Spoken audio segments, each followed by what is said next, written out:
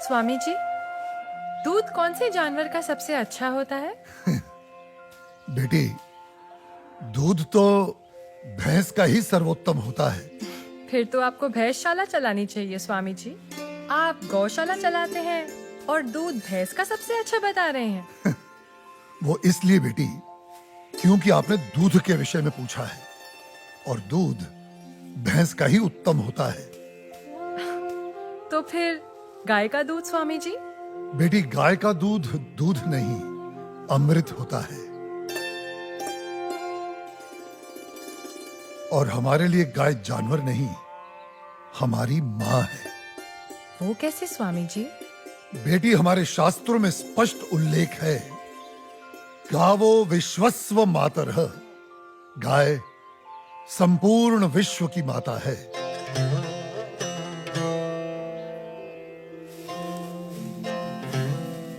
बेटी, गाय ही संसार में एकमात्र ऐसा प्राणी है जिसके अंग अंग से संसार को लाभ प्राप्त होता है। गाय दया, ममता और त्याग की देवी है। गाय लोक मंगल का स्वरूप है। लोक मंगल का स्वरूप है? वो कैसे स्वामी जी? हाँ बेटी, गाय का दूध पीने से शरीर के साथ साथ मस्तिष्क का भी विकास होता है।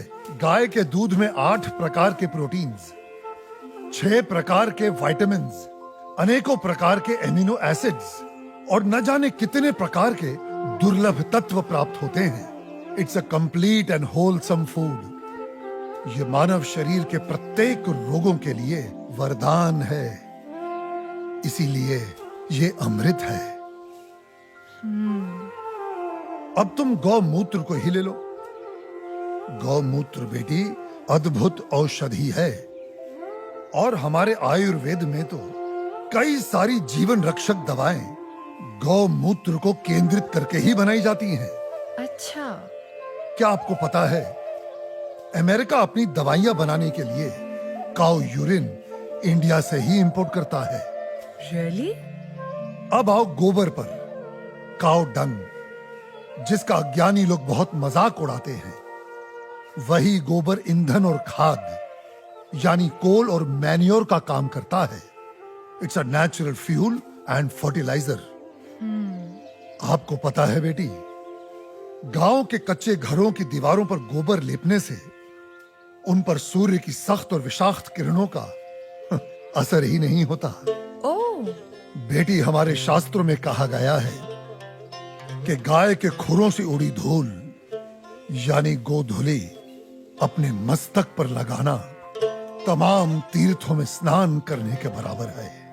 लेकिन स्वामी जी, आपने ये गौशाला खोलकर जो बूढ़ी और दूध ना देने वाली गायों को शेल्टर दिया है, अगर कोई कसाई इन्हीं गायों को काटकर उनका मांस अगर बाजार में बेचता है, उसे तो 30-40 हजार का लाभ हो सकता है।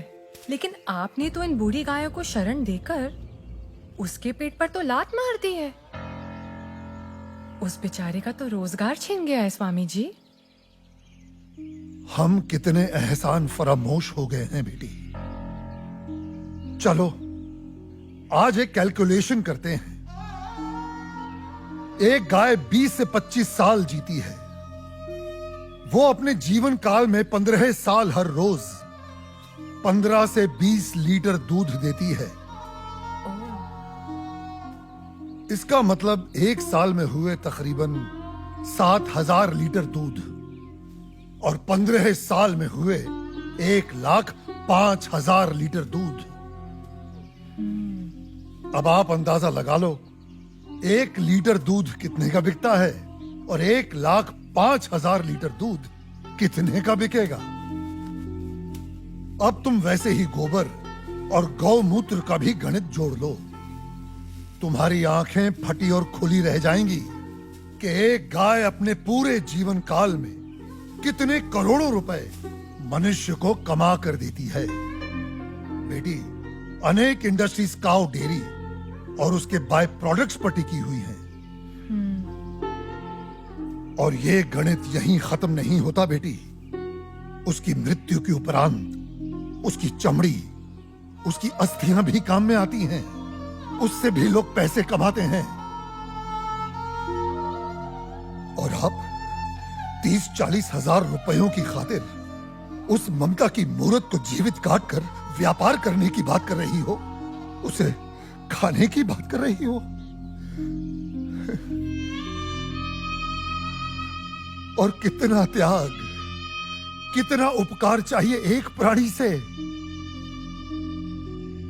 जिस मां ने अपने जीवन काल में हमें इतना धन दिया हो, हमारी सेवा की हो, उसके वृद्ध हो जाने पर, उसके बीमार हो जाने पर हम उसका त्याग कर दें, उसे अबैंडन कर दें।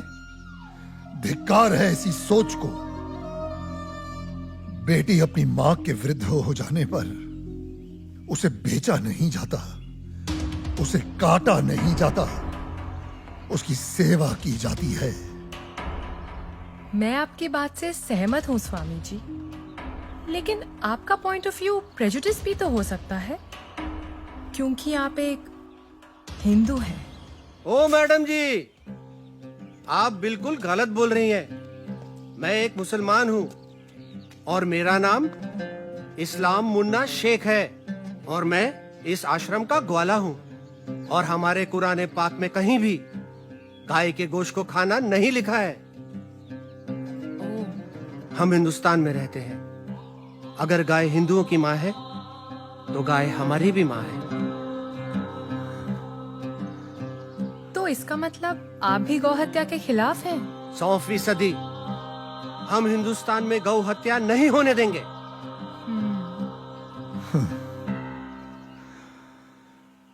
बेटी,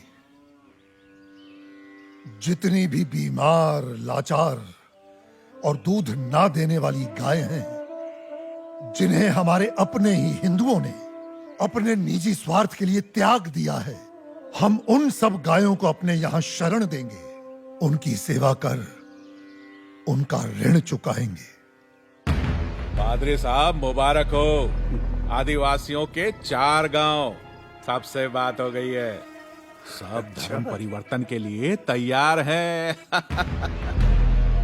आप तो ये रखिए, धर्म परिवर्तन के बाद सब में बांट दीजिएगा, सबको खुश करके भेजिएगा। Thank you my dear, God bless you. मगर पादरी साहब, उन आदिवासियों के सारे वोट मुझे ही मिलने चाहिए। श्योर। अपने लाल सलाम को अपना लाल बावटा फहराना चाहिए। Don't you worry mister Shiva Rao, आप तो बस हमारी मिशनरी को सपोर्ट करते रहिए। आई एश्योर यू, आपको वोटों की कभी कमी नहीं होगी। कोई वोट नहीं पड़ेगा साहब, भूल जाओ राव साहब, भूल जाओ। कोई वोट नहीं पड़ेगा और ना ही कोई धर्म परिवर्तन होने वाला है। हाँ? क्या बकवास कर रहा है? बकवास नहीं करता है साहब, सच बोलता है।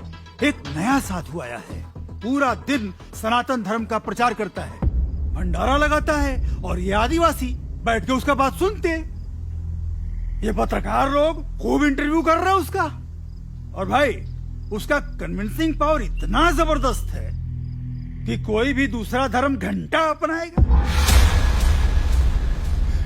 ये तो कुछ नहीं साहब, अपना मांस का धंधा चौपट होने वाला है। वो सारी बूढ़ी और बीमार गायों को शरण देता है। वो स्वामी गो हत्या के सख्त खिलाफ है।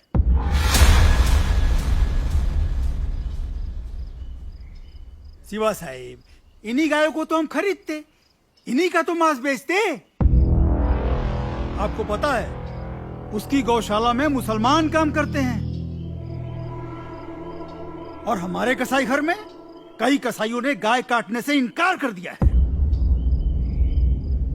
शिवा साहिब, गाय नहीं कटेंगी तो धंधा कैसे होएगा, और धंधा नहीं होएगा तो पैसे कहां से आएंगे, और पैसे नहीं आएंगे तो इलेक्शन में जीतेंगे कहां से। उन्हें अपनी भाषा में समझाया नहीं उसको? समझाने गए थे साहिब, साले ने दम देके भगा दिया हमको। बोले तो बहुत सॉलिड है, एकदम पावरफुल है वो।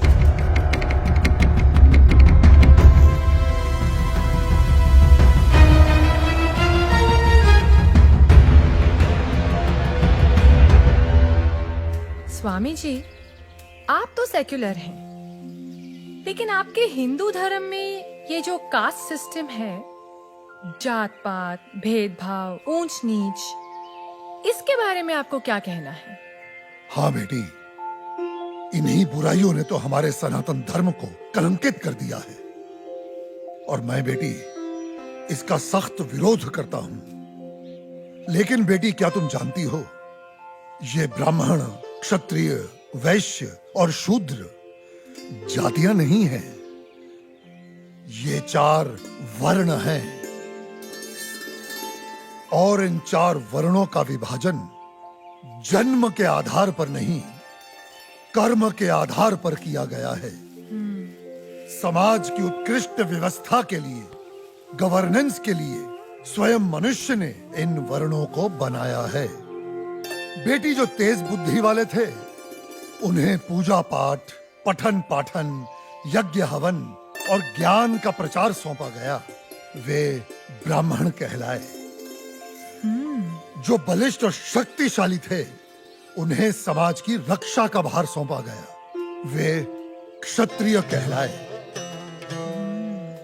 जो बिजनेस माइंडेड थे उन्हें व्यवसाय दिया गया, वे वैश्य हुए। और बेटी, समाज में स्वच्छता बनाए रखने वालों को, सेवा करने वालों को 4थे वर्ण का नाम दिया गया, वे शूद्र कहलाए। बेटी, हमारे शास्त्र कहते हैं, जन्मने जायते शूद्राः संस्कारात् द्विनोच्यते, अर्थात जन्म से प्रत्येक व्यक्ति शूद्र होता है। वो केवल अपने संस्कारों से, अपने कर्मों से ब्राह्मण, क्षत्रिय, वैश्य या शूद्र बनता है। अब आप मुझे ही ले लो, पहले मैं अखाड़े में पहलवानी करता था तो तब मैं क्षत्रिय था, आज मैं प्रवचन देता हूं तो आज मैं ब्राह्मण हुआ, और यदि कल मैं कोई व्यवसाय करता हूं तो मैं वैश्य कहलाऊंगा, समझी? मेरा ब्राह्मण या क्षत्रिय होने पर कोई कॉपीराइट नहीं है। बेटी, हमारे सनातन धर्म में ऊंच नीच का कोई स्थान नहीं है। ये 4 वर्ण एक दूसरे के पूरक हैं। They are interdependent on each other. ये एक गाड़ी के 4 पहियों के समान है। बिना एक दूसरे के सहयोग के समाज का कोई भी महत्वपूर्ण कार्य पूरा नहीं हो सकता। जी स्वामी जी। बेटी, सनातन धर्म तो समस्त वर्णों, समस्त प्राणियों में करुणा, दया और अपनत्व की भावना रखना सिखाता है। सर्व धर्म समभाव में विश्वास करना सिखाता है। हमारा धर्म सब धर्मों को एक समान मानता है। बेटी, हमारे लिए तो ये पूरी धरती एक कुटुंब है, एक परिवार है। The whole world is one family, वसुधैव कुटुंबकम। पंडित,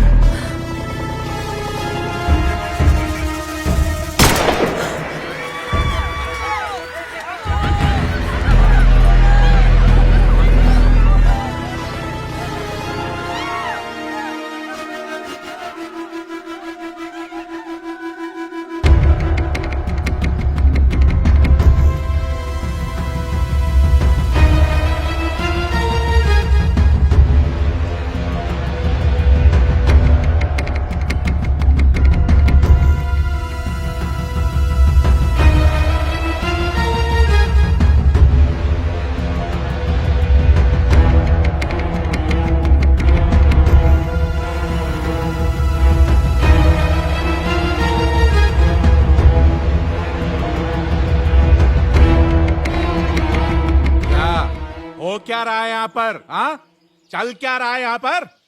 तुम लोग यहाँ धर्म परिवर्तन करा रहे हो। मैं केवल धर्म का अर्थ समझा रहा था, सत्य का मार्ग बता रहा था। हाँ, रहने दे रहने दे, साफ पता चल रही है तुम्हारी मंशा। ये जो तुम गौशाला खोलकर, ये रोज रोज के मुफ्त के भंडारे लगाकर इन गरीब आदिवासियों को बरगला रहे हो, घर वापसी की मुहिम चला रहे हो।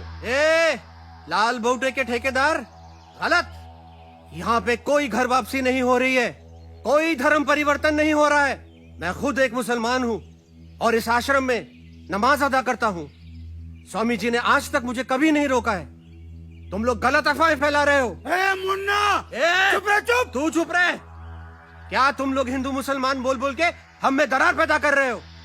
चलो निकलो यहाँ से, बंद करो अपनी ये राजनीति की दुकान। ए मुन्ना, तू अपना मुंह बंद रख। चिल्लाओ मत। मैं तुम्हें अच्छी तरह जानता हूं कनन शिवाराव।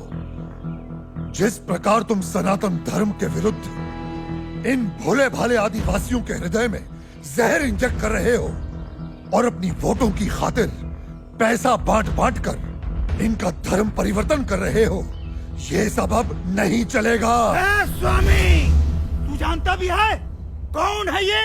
जानता हूं, तुम्हारे आका हैं जो तुम्हारे नाम पर फर्जी ट्रांसपोर्ट कंपनी चला रहा है और गैर कानूनी तरीके से गौ मांस बेचने का घोर अपराध कर रहा है। ए पंडित! कनन शिवाराव, गाय हमारी माँ है। हम उसकी पूजा करते हैं, उसकी सेवा करते हैं और कोई उसे काटे हम कतई बर्दाश्त नहीं करेंगे। हम तुम्हारा ये गोरख धंधा बंद करवा के रहेंगे।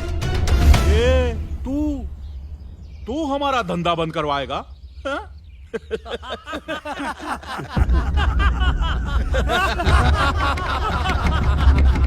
जाइला। ए गौरक्षको, एक गाय का गोश्त भी गोश्त ही होता है। ए, तू होता कौन है हमें रोकने वाला? हा? मैं मुर्गी का गोश्त खाऊं, बकरे का गोश्त खाऊं या गाय का गोश्त खाऊं, गोश्त तो गोश्त ही होता है। ए, क्या फर्क पड़ता है? बिल्कुल फर्क पड़ता है। मानो तो माँ माँ है वरना जानवर। कनन शिवाराव, माँ, बहन, बेटी और पत्नी सभी स्त्री जात होती हैं, लेकिन सभी के साथ एक जैसा संबंध नहीं बनाया जा सकता। ए कनन, क्या तू अपनी माँ बहनों के साथ सोता है? उनका बिस्तर गर्म करता है? हरामखोर, माँ पे जाता है।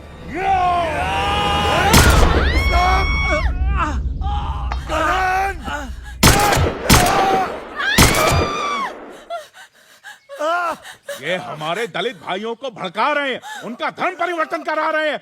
मारो!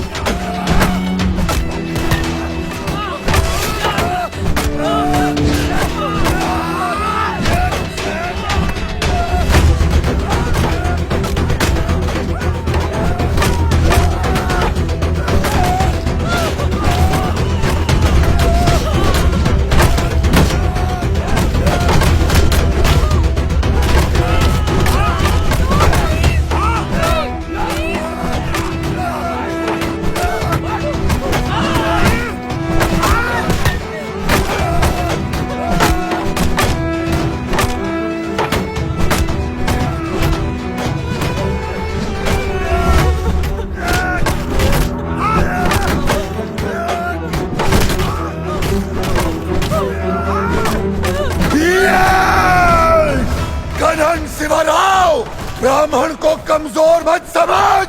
ब्राह्मण दीनहीन तो सुदामा, त्याग में दधीची और प्रतिशोध में चाणक्य और दंभ में रावण और रुद्र हुआ तो परशुराम।